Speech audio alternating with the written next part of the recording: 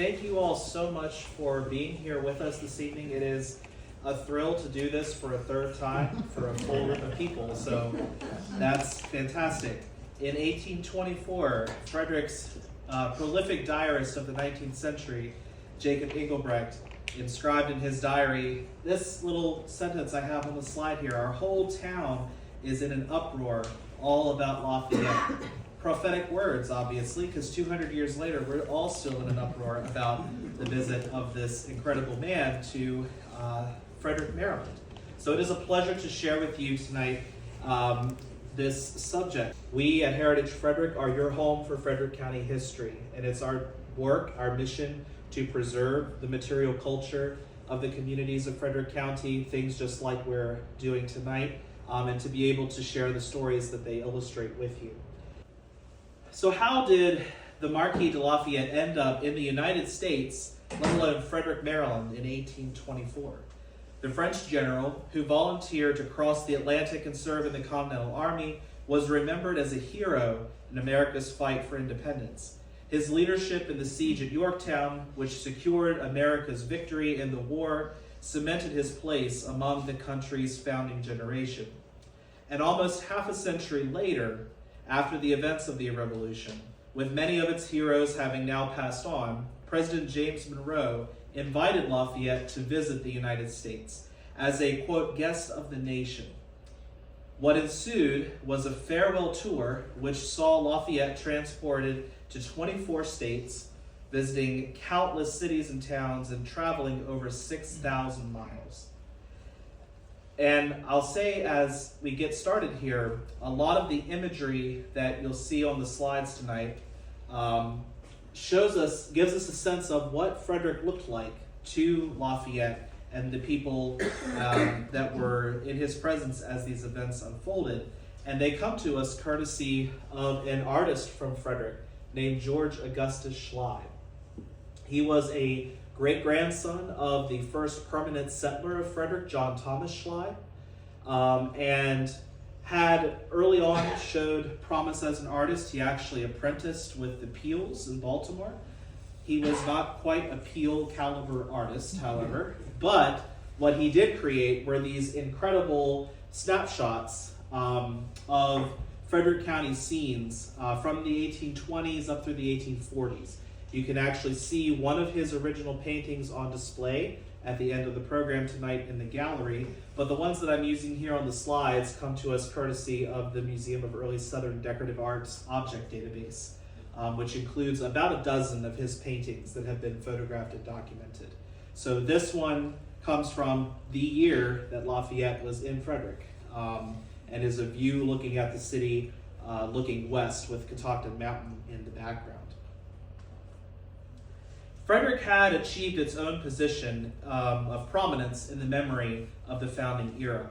Actions of resistance like the repudiation of the Stamp Act by the justices of the county court in 1765 and the adoption of the Frederick Resolves in 1774 were present in the memories of the older generation of Frederick Countyans, as were the prominent leaders who played a role in leading the creation of the United States. People like John Hanson, Thomas Johnson, Thomas Sim Lee, and others. The city of Frederick was home to 3,637 people at the 1820 census. Of these, 437 were enslaved people. Another 264 were people of African descent who were living as free people in the city. And Frederick was at this time a bustling market town at an important regional crossroads of internal migration and trade, connecting to the economic centers of the East Coast and the ever-expanding western territories of the United States.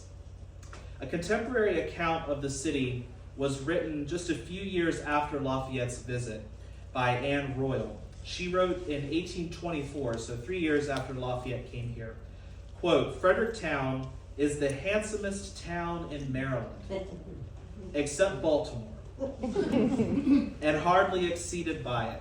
It is situated on the river Monocacy, a small, smooth stream which is not navigable. It lies in Frederick County, of which it is the capital, in the midst of a rich and flourishing country. The site is beautiful. The houses, many of them large and elegant. The streets are wide and cross at right angles. Most of the houses have gardens attached to them, which are cultivated with great taste and decorated with trees, shrubs, and flowers. It is healthy, well-watered, and does much business. The country around it exhibits a uniform representation of beautiful farms and mansions. It contains banks and churches and several large public buildings. Maryland had extended a unique welcome to Lafayette. In 1824, the General Assembly in Annapolis passed a bill making Lafayette a citizen of Maryland. And so when he first arrived in Baltimore in September of 1824, a delegation from Frederick, including a local militia unit, traveled to the city to participate in the welcoming festivities and to convey an invitation. A local committee was formed which represented both the old guard of the founding generation and emerging political leaders of the early republic. The committee was chaired by Colonel John McPherson, photographed here in the center of the slide. Born in Pennsylvania in 1760, McPherson was commissioned as a lieutenant in Pennsylvania and sent to Frederick to manage provisions for the hundreds of British and German prisoners of war who were being held in the city during the Revolution. McPherson was joined by two up-and-coming lawyers from Frederick on this committee, one of whom was Francis Thomas, who's pictured on the left there, born in Petersville, which is in southwestern Frederick County, close to Brunswick. He was born in 1799, and at the time that he was serving on this committee of invitation, he was a newly elected member of the Maryland House of Delegates. His career would lead him to the governor's mansion in Annapolis for one term from 1842 to 45, to the United States Congress, and eventually to a diplomatic posting to Peru during the Grant administration.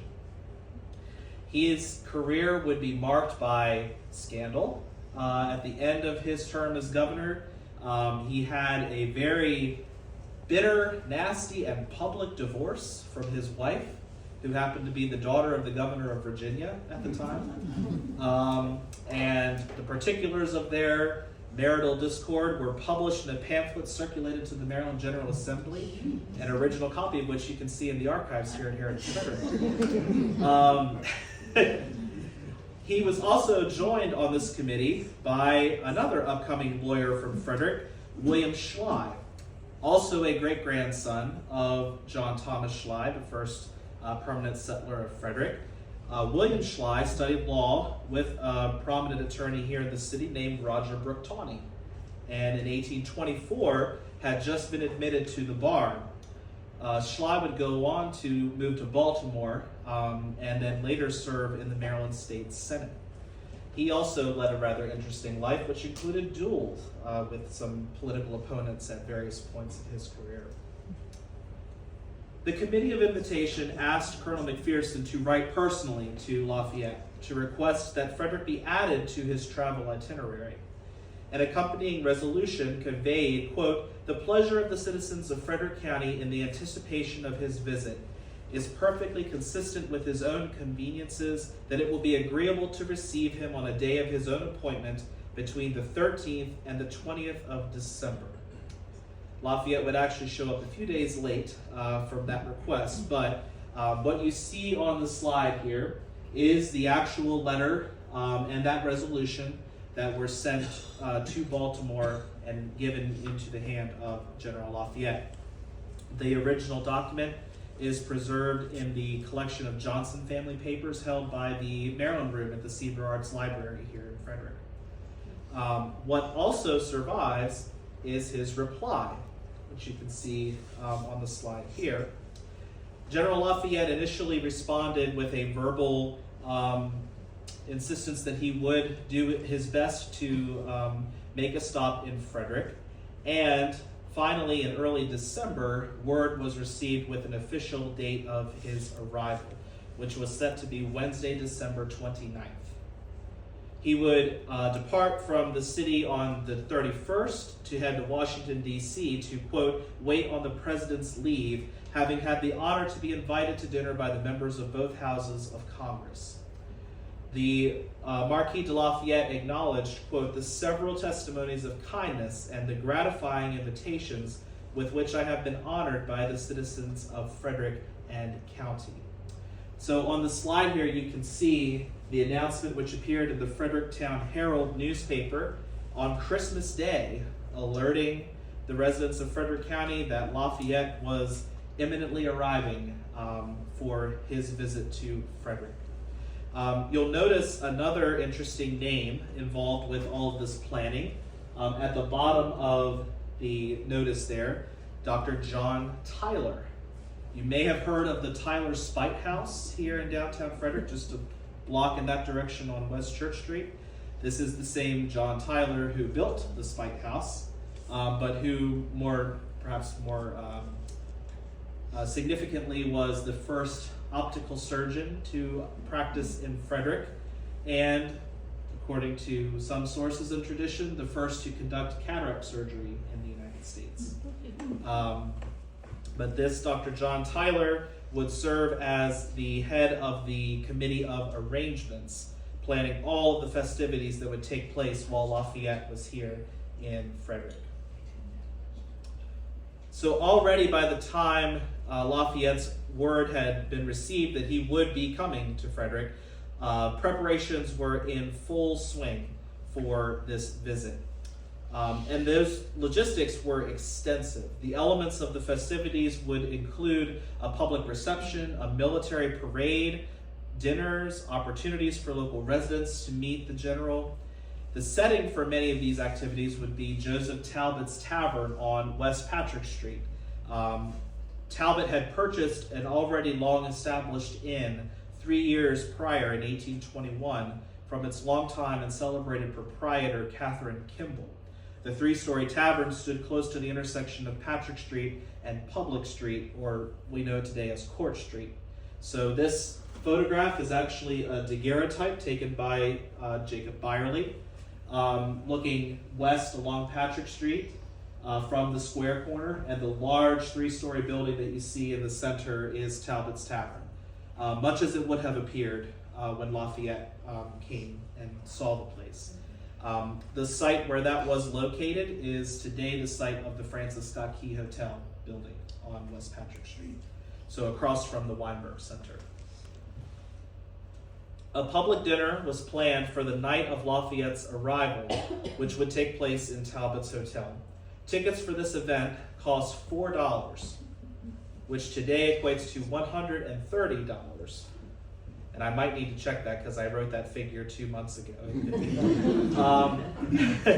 On the following evening, a ball was planned to honor Lafayette, also taking place at Talbot's Hotel.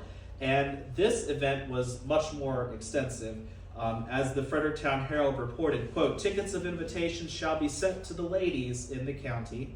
Ladies from a distance will receive invitations when their arrival in Frederick shall be made known to one of the managers. The number of gentlemen's tickets is limited to 200 and may be had at $5 each on application to any of the managers. And just for the record, $5 equates to $165 today. The announcement for the ball instructed, quote, the managers alone will be privileged to introduce ladies or gentlemen who may wish to be presented to General Lafayette at the ball. The managers respectfully request that every gentleman who attends in citizen's dress will wear shoes. Military gentlemen appearing in uniform will be privileged to wear boots. Another major aspect of the general's visit was the military parade that would see him ushered into the city in celebration. Elements of the local militia and cavalry would accompany Lafayette from the moment he entered Frederick County until he reached the Court Square in Frederick. Announcements in the Fredericktown Herald called for these local units to appear in uniform in Frederick in the days leading up to the general's arrival. And the center for the formation of this parade would be the Fredericktown Barracks, or as we know them today, the Hessian Barracks, located on the campus of the Maryland School for the Deaf on South Market Street. The depiction of the barracks that's here on the slide is a period illustration. This dates from about 20 years after Lafayette's visit. But this is also the work of another Frederick artist named John Johnston Markell, and depicts a similar large gathering of military units that came and drilled on the grounds of the barracks. So we can get a sense of how that would have appeared to Lafayette and his entourage when they came into the city. As the day of Lafayette's arrival approached, Talbot's Tavern was a flurry of preparatory activities. Historian Thomas J.C. Williams recorded in his History of Frederick County, Maryland, that, quote, "The room in Talbot's Tavern where the dinner took place was decorated with pictures and wreaths of evergreen. The arrangements of the table was in charge of Mrs. Kimball, Mr. Talbot, and Captain Jacob Razor. James Cunningham and Edward Campbell, two of the best shots in Frederick County, had been for several weeks out in the Allegheny Mountains and on the banks of the Monocacy killing deer, pheasants, and partridges, and they brought in an abundant supply. Mr. Williams Goldsboro contributed several barrels of golden green pippin apples, and Joseph L. Smith Jr. sent a quantity of fine apples from his farm on the manor, that would be Carrollton Manor, located south of Frederick, down in the Buckystown, Adamstown area. Mr. David Heim of the Maryland tract sent in a blue keg of quantity of fourth proof old rye whiskey, 20 years old, and, quote, as mellow as a May apple. Maryland tract is located in southwestern Frederick County. It's the area around Brunswick, Burkittsville, Knoxville area. Captain John McPherson sent a keg of his fine old peach brandy of rare flavor. A barrel of cider from the mountain came from Captain Christian Smith. Colonel John McPherson sent some choice old sherry from his cellar. Captain John Graybill of near Emmitsburg sent a keg of apple brandy and a barrel of rye whiskey. And lest you be concerned after hearing that long list, contributions of eatables were as numerous as those of things to drink. Nimrod Owings furnished a lot of coons and possums, turkeys and geese, and quantities of provisions came from many citizens. In the process of researching this topic and pulling together this presentation, that quote is one of my favorite things that I found, because it really demonstrates how many people were involved in this event and all of the preparations that went into preparing for the arrival of Lafayette. It really does give you a sense why this event was remembered by so many people as this huge occasion in Frederick County. So finally, with all the preparations in place, the day of Lafayette's arrival came, December 29th. A troop of cavalry under Captain McPherson rode 16 miles out of Frederick to the county line to await Lafayette's arrival. Now, that county line would have been different than what we know today, because in 1824, Carroll County did not exist. So Frederick County went a significant distance further east than it does today. But one of the first places that they would have come through was a community that we can still pinpoint on the map today, and that is Ridgeville, otherwise known as Mount Airy. So that we know that the party came through. He actually stopped in the community of Lisbon, which is now in Carroll County, and briefly met with citizens there before continuing west towards Frederick. They traveled along the Baltimore Pike, taking them through the village of Newmarket and Bartonsville before arriving at the Monocacy River Bridge on the east side of Frederick. There's a big deal that the arrival of Lafayette was officially marked at the Jug Bridge. It was kind of the first center of festivities, because this bridge was barely a decade old when Lafayette came. And it had been heralded as a sort of landmark of engineering, this massive bridge. It was designed to carry a lot of weight because it was on a very significant road that trade was moving overland on, as well as thousands of immigrants moving to the Western territories. So this bridge was kind of the pride of Frederick County, and so it was showed off to Lafayette and his entourage. At the bridge, the general's carriage stopped for the official reception by members of the Committee of Arrangement and the city leaders. Judge Abram Shriver of the county court addressed Lafayette saying, quote, "These gentlemen and myself are deputied in behalf of the citizens of Frederick to express to you, as a citizen of Maryland, upon your entrance into Frederick County, the hearty welcome they await the opportunity of manifesting towards yourself, your son, and those respectable gentlemen who accompany you." Among the members of this committee that went to the Monocacy Bridge was the mayor of Frederick, George Baer, whose portrait you will see out in the gallery following the lecture here. Also among that group was a gentleman named Dr. John Frederick Baltzell, who happened to build and reside in this house.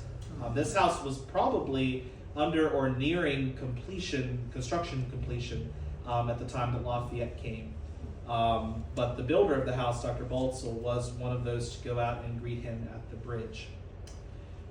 Lafayette replied to the mayor, to Judge Shriver, and all of those assembled, quote, "I am eager to follow you and under your auspices to meet the citizens of Frederick, to whom, as well as to you gentlemen, I have to offer my cordial and respectful thanks. I am highly gratified, gentlemen, to meet you in this, your happy valley, where agriculture and manufacturing industry, practiced by a rapidly increasing population, are the reward of your patriotic and domestic virtues. Receive my best thanks for your kind welcome, for your affecting reference, sir, to past times, and for affectionate wishes, and permit me to hasten to the revolutionary companions whom you have had the much valued attention to bring with you." One of those people that he was referring to, those revolutionary companions, was a gentleman named Lawrence Everhart, Sergeant Lawrence Everhart of Middletown, who was our local Revolutionary War hero, one of them. And if you travel out to the site of the Jug from Jug Bridge today, you will see inscribed on a plaque the gallant Sergeant Lawrence Everhart was there among those revolutionary companions who greeted Lafayette. Lafayette was then welcomed into a specially appointed carriage pulled by a team of 4 black horses, attended by 4 groomsmen, quote, "dressed in white pantaloons and dark blue roundabout with light blue sashes and scarfs." And at 3 o'clock, a cannon was fired from the barracks in Fredericktown, to which the assembled military units made their formation and began to escort Lafayette into the city. Leaving the bridge, the group continued up the Baltimore Pike and then turned onto Adlam's Lane to go to South Street. Adlam's Lane is a little bit of a mystery. There are 2 potential streets or lanes that it could be referring to, one of which you can actually see on this map right here. Either way, the point was to bring him into the city on South Street so that they would come past the barracks, because the barracks was, again, that formation point for the military parade.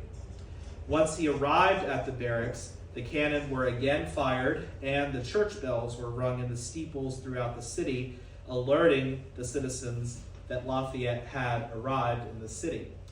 Now, we only have one of the steeples from which those bells rang that survives today, and that is the steeple of Trinity Chapel, or the old German Reformed Church. We, of course, remember Frederick for its clustered spires today, but the clustered spires did not exist in 1824. There were only 2 spires in the city then, the Reformed Church and the original Evangelical Lutheran Church across the street. You'll see a painted depiction of Frederick with those 2 steeples out in the gallery in a few minutes here. So, as the group made their way up Market Street, they passed beneath 2 triumphal arches. Jacob Engelbrecht described them as, quote, "There are 2 triumphal arches, one at the corner of Market and Patrick Street, and one at the corner of Market and 5th Street, both of which were decorated in the very best style. The placement of the second arch at 5th Street is an interesting aspect of the layout of this parade. And it has to do with the fact that the block of Market Street between 4th and 5th Street in the early 19th century was the home of several French emigre families, several of whom had fled to the United States from the Caribbean, particularly from Saint Domingue, after there was an uprising of enslaved people there. And Engelbrecht actually refers to this area as Paris in his descriptions of Frederick in the early years of the diary. But the citizens here had raised their own resources and constructed their own arch over the street to welcome Lafayette. So we do not have any period illustrations of those arches. You will see out in the gallery artist Virginia McLaughlin's rendering of those arches over the street. And here is a photograph of what we think is probably a similar looking structure. So there are many photographs of arches over the streets of Frederick from the 19th century. They all stem back to whenever one of the 3 fire departments in Frederick was hosting the state firefighters convention. They would erect these arches over the street in front of the fire halls. This one was in front of the original junior fire hall, right next door to Brewer's Alley. That's the big tall building you can see beside it there in the photograph. There's another depiction of it on the wall back there in the frame. So these structures, they probably were wood frames covered with canvas that was then painted to look like stone or brick to make them look much more heavy and permanent than they really were. From 5th Street, the parade passed up to 5th Street and then turned, and we don't know exactly where they went, but we can deduce that they probably went out East 5th Street to Love Lane, which is what we know today as East Street, and then returned back to Patrick Street, because we know that he went through the city from east to west on Patrick Street. And he also went out through Bentstown, which was a separate community right on the periphery of Frederick in 1824, before returning into the city and finally coming to the Court Square, which was the intended ending point of the military parade.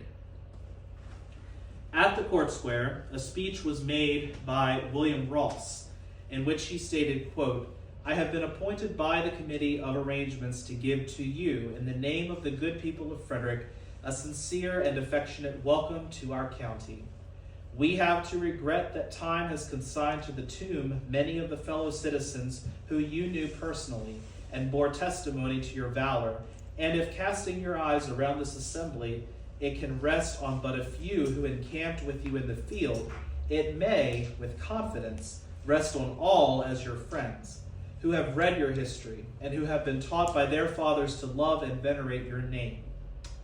Ross would also make an interesting reference in his speech when he said, quote, "A few highly respectable citizens whom the hand of foreign despotism placed in the ranks against you.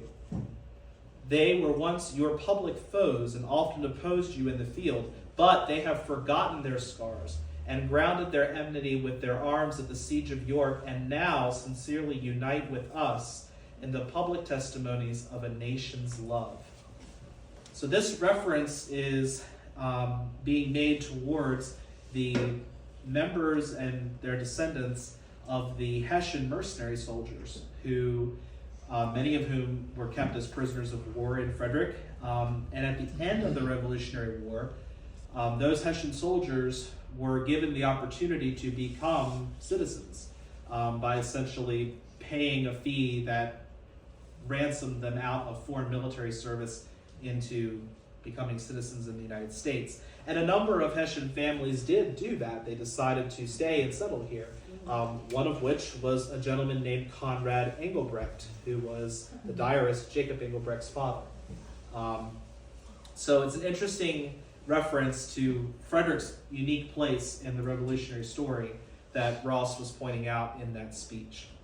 This depiction of the Court Square gives us probably the best sense we can have of what it would have looked like in 1824.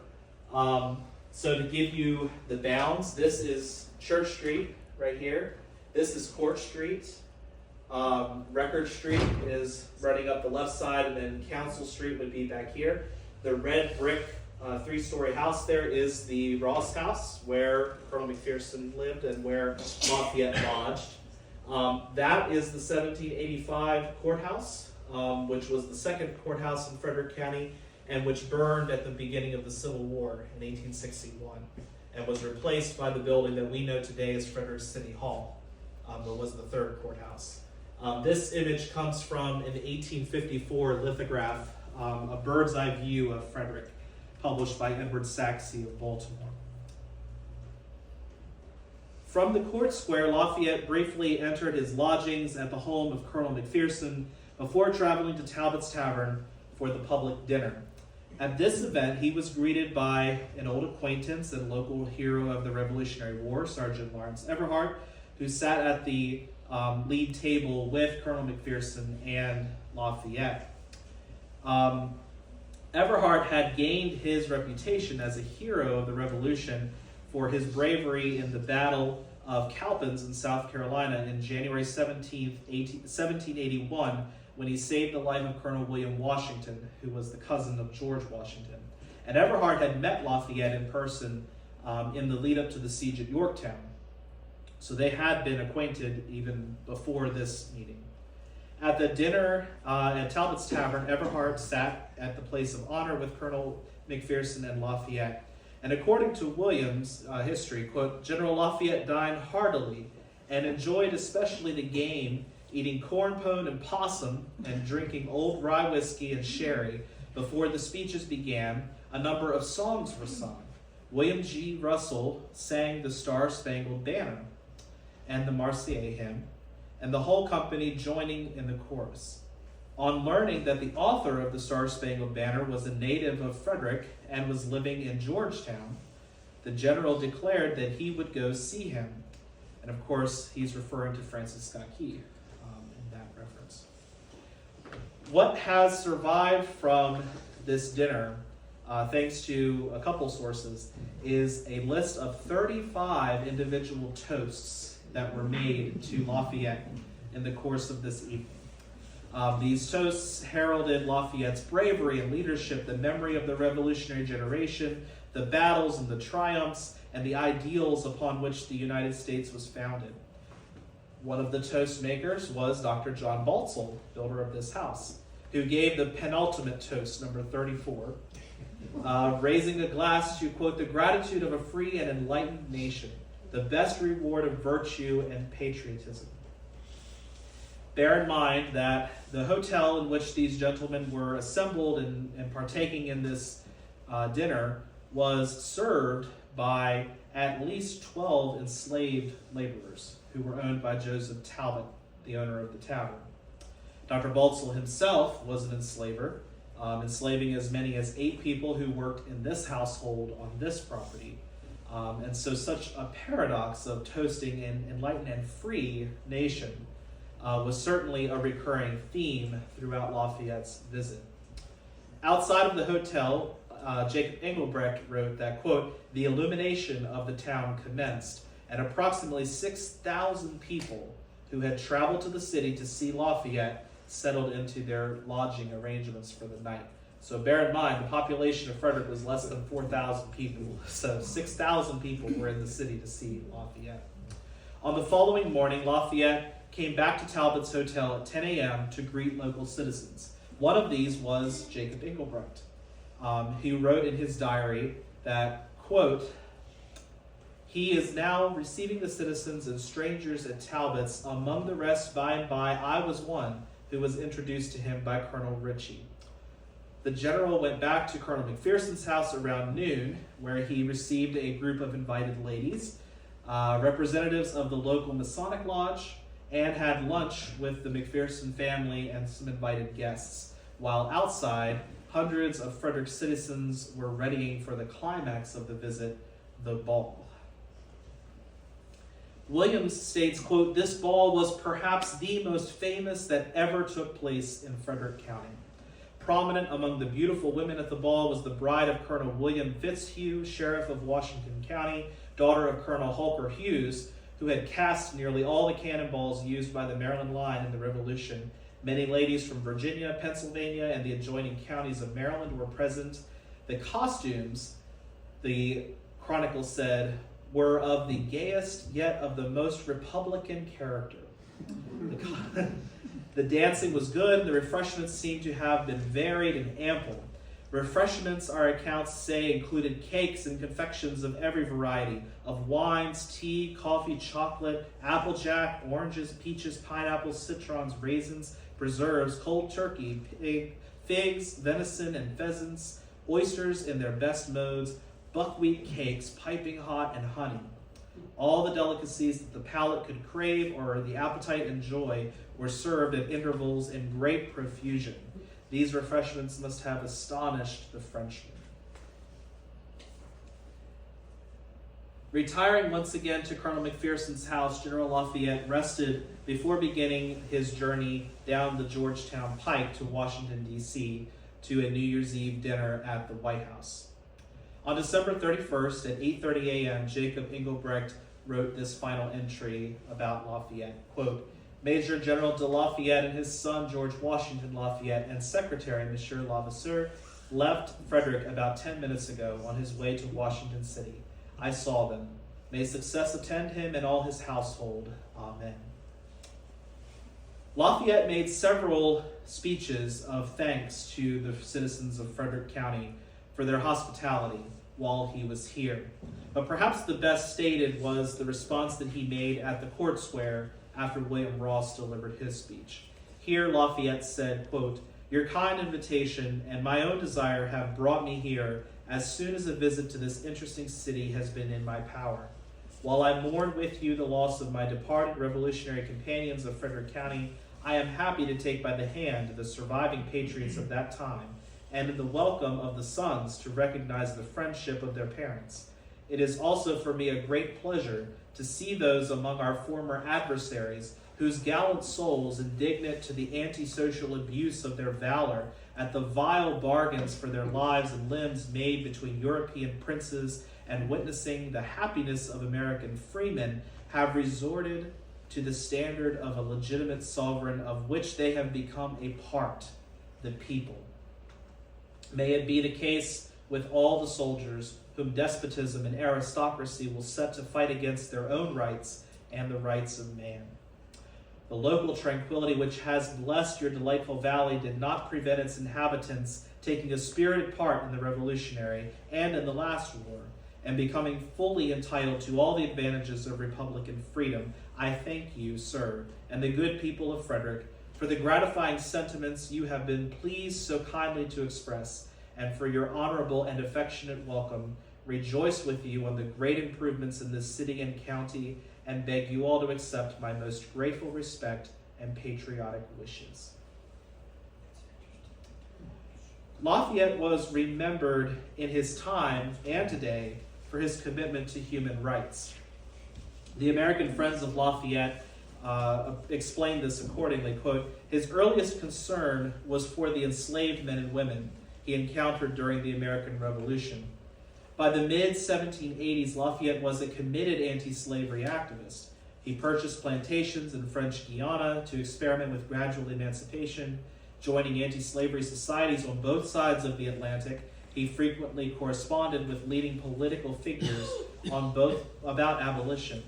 In 1791, he was influential in passing a decree in the French National Assembly giving limited rights to citizenship to freemen of color in French colonies. During his 1824-25 return to America, Lafayette made many symbolic gestures that conveyed his interest in the welfare of African Americans, including visiting the African Free School in New York City, shaking hands with black veterans of the War of 1812 in New Orleans, and greeting slaves and free blacks he had known during the Revolution. While Lafayette's efforts to improve the plight of enslaved people throughout the French and American worlds is well known and well remembered, it is a testament to the inextricable nature of America's socioeconomic system before the Civil War that his visit could not have taken place without the labor of enslaved people. The men who planned, greeted, and carried out the festivities here in Frederick were among the county's wealthiest individuals who in part derived their prosperity from enslaved labor. When Lafayette left Frederick, he traveled to Washington on the Georgetown Pike, or what we know today as U.S. Route 355. And he would have passed the L'Hermitage plantation near the Monocacy Junction, or what we know today as the Best Farm at the Monocacy National Battlefield. And even in his time, at the time that he would have seen it, this plantation was known and written about as a particularly cruel place and a cruel life and circumstance faced by the enslaved people who were living there. So it is certainly an important part that has to be remembered in this story, that the revolution that Lafayette helped to achieve was not a foregone conclusion in 1786, and no more than it was in 1824, and today we continue to grapple with the realization of the ideas of equality and freedom that inspired this new nation. So how do we remember Lafayette's visit here in Frederick County? Well, there are a number of landmarks that you can go visit and get closer to the tangible elements of Lafayette's visit. So out on the east side of Frederick, take Patrick Street out toward I-70, you will see the Jug at Jug Bridge. That survives. The bridge itself, sadly, does not survive. It collapsed in 1942, but the demijohn ornament that gave it its colloquial name, Jug Bridge, was saved and now is located in a small park along East Patrick Street. You can also, of course, visit the Hessian Barracks, or the one surviving barrack on the campus of the Maryland School for the Deaf. So of the two original barracks, the one closest to us in the historic photo there was demolished in the early 1870s to accommodate the expansion of the Maryland School for the Deaf. But the one to the east still survives today as one of the oldest standing buildings in downtown Frederick. You can also, of course, visit Court Square. And while the courthouse that greeted Lafayette no longer survives, the setting of that square still very much bears resemblance to the way it would have looked when William Ross and Lafayette made their speeches there. And of course, you can see the Ross house, or perhaps more appropriately for tonight, Colonel John McPherson's house, where Lafayette lodged. And there is a plaque on the gate post in front of that house denoting that. One landmark, of course, which does not survive, but again, the site is still able to be visited today, is the site of Talbot's Tavern. So in the years after Lafayette's visit, Talbot's Tavern would be expanded several times, remodeled. By the mid-19th century, it was known as the City Hotel. This photograph dates probably from about 1890, when you can see it had been totally renovated into sort of a more then modern style. And then in 1922, that entire building would be demolished to clear and make way for the construction of the Francis Scott Key Hotel, which stands on the site today. And of course, there are tangible artifacts that survive from this incredible chapter of Frederick County's history, which it is an honor and pleasure to preserve here in the collections at Heritage Frederick.